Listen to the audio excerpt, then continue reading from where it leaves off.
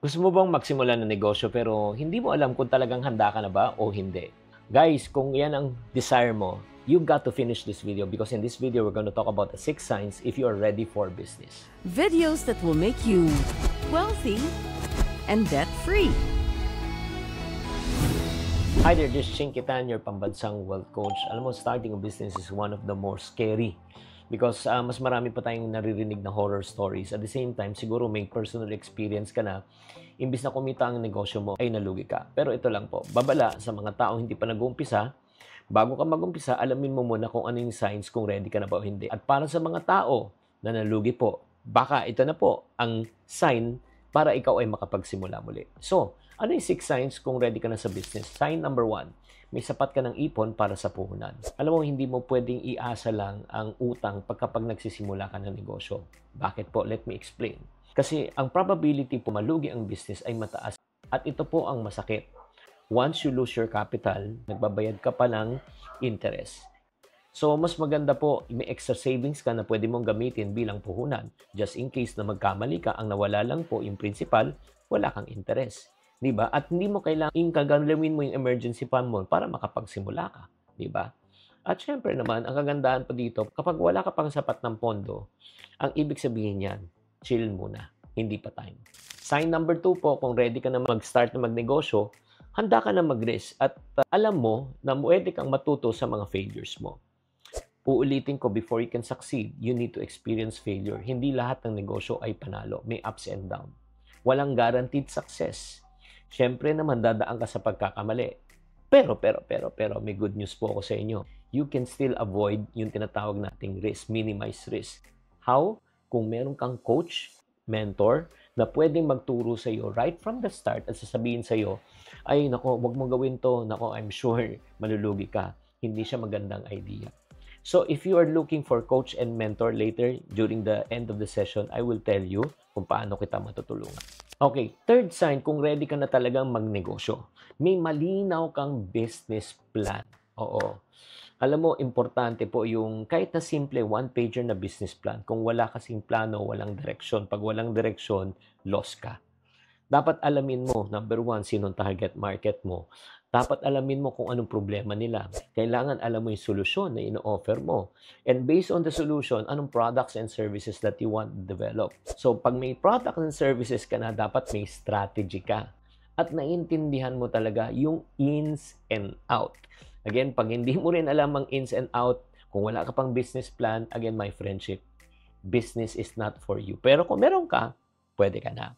So, before we continue, Jeneline Amin, Boots Ragas, and Jason and Cam, maraming salamat sa pag-tune in. Let's go to sign number 4. If ready ka na magnegosyo, marunong ka na at responsable ka na sa paghawak ng pera. Alam mo, kailangan din ng tamang money management eh. Kung marunong ka mag-budget sa personal finance mo, chances are you can run a business finance. Kailangan maintindihan mo yung cash flow. Kailangan mapangingatan mo. Hiwalay personal na pera sa negosyong pera. Bakit? Pag pinagsama mo yan, nako, magkakagulo talaga yan. Sign number 5, kung ikaw ay ready na, may tama ka ng mindset bilang isang entrepreneur. Alam mo, ang 9 to 5 job, okay, or 8 to 5 job, kahit na ikaw ay hindi mag-perform as long as you are punching your time clock, bayad ka. Pero however, as an entrepreneur, pag walang benta, walang kita. Diba? Kaya nga, it's very important that you need to understand there's risk. Number 2, handa ka na ba mag-work ng mas mahabang oras na hindi ka sweldo? Open ka ba sa mga risk factor na pwede ka rin malugi? Hindi ka natatakot na magtanong, hindi ka natatakot na mag-seek ng advice, di ba? Hindi ka natatakot mag-explore. Wow! These are the signs of an entrepreneur. Pag sinabi mo, Chinky, ready na ako, ay ibig sabihin yan, handa ka na. Pero kung dinescribe ko sa iyo, gusto mo ng stable income, wala ka pa masyadong idea, hindi mo alam kung sinong kakausapin mo, hindi pa time.